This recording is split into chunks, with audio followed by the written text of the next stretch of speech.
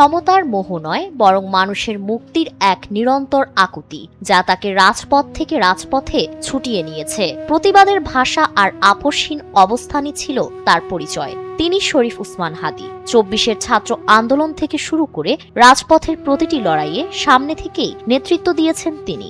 অন্যায়ের বিরুদ্ধে তার কণ্ঠস্বর ছিল নির্ভীক। প্রতিপক্ষের চাপ, হুমকি কিংবা রাজনৈতিক সুবিধার প্রলোভন কিছুই তাকে নীরব করতে পারেনি। ১৯৯৩ সালে ঝালকাঠি জেলার নলছিটি উপজেলায় এক মুসলিম পরিবারে জন্ম নেন শরীফ উসমান হাদী। তার বাবা ছিলেন একজন মাদ্রাসা শিক্ষক। নেসারাবাদ কামিল মাদ্রাসায় শিক্ষাজীবনের হাতেখড়ি। এরপর ২০১০ সালে ঢাকা বিশ্ববিদ্যালয়ের রাষ্ট্রবিজ্ঞান বিভাগে ভর্তি হন তিনি। RICL TMX, যুগের পর যুগ স্থাপনা থাকে মজবুত।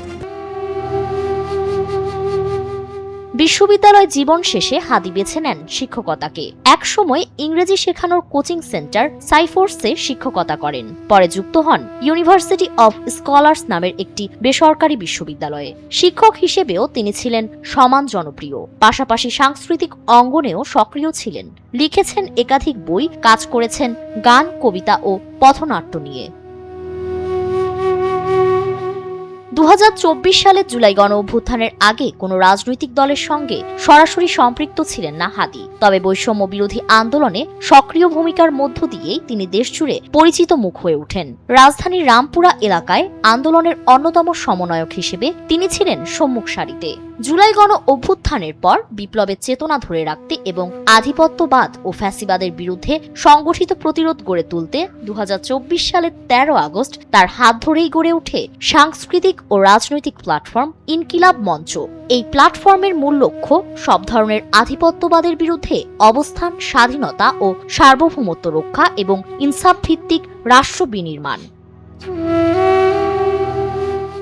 ইনসাফ ভিত্তিক রাষ্ট্র গঠনের দাবিতে উসমান হাদী ছিলেন সবসময় সরব। তিনি বিশ্বাস করতেন কেবল ফ্যাসিবাদের পতনই মুক্তির শেষ নয়, প্রাতিষ্ঠানিক সংস্কার ও ন্যায়ভিত্তিক রাষ্ট্র ব্যবস্থা প্রতিষ্ঠা না হওয়া পর্যন্ত সংগ্রাম চলতেই থাকবে। তার মতে রাজনৈতিক পরিবর্তনের আগে প্রয়োজন সাংস্কৃতিক পরিবর্তন। তাই দেশপ্রেমমূলক গান, কবিতার মাধ্যমে তিনি তরুণ সমাজকে উদ্বুদ্ধ করার চেষ্টা চালিয়ে গেছেন।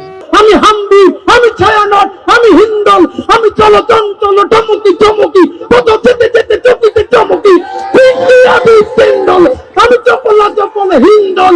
ত্রয়োদশ জাতীয় সংসদ নির্বাচনে ঢাকা ৮ আসন থেকে প্রতিদ্বন্দ্বিতার ঘোষণা দিয়েছিলেন হাদী। যেখানে প্রচলিত ধারণা অনুযায়ী নির্বাচন মানেই কোটি কোটি টাকার খরচ, সেখানে তিনি দেখিয়েছেন ভিন্ন এক দৃষ্টান্ত।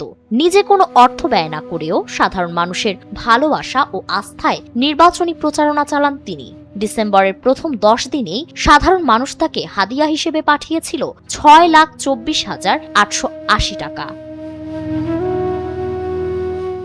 ৫ আগস্টের পর আন্দোলনের শহীদ ও আহতদের পরিবারের পুনর্বাসন এবং বিচারের দাবিতে তিনি ইনকিলাব মার্চ ও জেলাভিত্তিক গণসংযোগ কর্মসূচি পরিচালনা করেন। ছাত্র জনতার মাঝে দলীয় বিভাজন দূর করে একটি ঐক্যবদ্ধ বাংলাদেশ গড়ার স্বপ্ন দেখতেন তিনি। তার মৃত্যুতে বিভিন্ন রাজনৈতিক দল ও মতের মানুষের শোক তার সার্বজনীন গ্রহণযোগ্যতারই প্রতিফলন। ১২ ডিসেম্বর জুমার নামাজের পর বিজয়নগরের বক্স কালভার্ট এলাকায় নির্বাচনী প্রচারণায় অংশ নেন শরীফ উসমান হাদী। দুপুর আনুমানিক ২টা ২৫ মোটরসাইকেলে আসা দুর্বৃত্তরা চলন্ত রিকশায় থাকা হাদীকে খুব কাছ থেকে লক্ষ্য করে গুলি করে। গুরুতর আহত অবস্থায় তাকে প্রথমে ঢাকা মেডিকেল কলেজ হাসপাতালে এবং পরে এভারকেয়ার হাসপাতালে রাখা হয়। উন্নত চিকিৎসার জন্য সিঙ্গাপুরে নেওয়া হলেও শেষ পর্যন্ত জীবনযুদ্ধে হার মানেন তিনি। রাজপথে যে মানুষটি অন্যায়ের সামনে মাথা নত করেনি, তিনি শেষ পর্যন্ত রাজপথেই রক্তে ঢলে গেলেন। তিনি চলে গেছেন, কিন্তু রাজপথ জানে কিছু মানুষের মৃত্যু হয় না, তারা সংগ্রামে রূপ নেয়। ফারিন রহমান প্রীতি, NPB।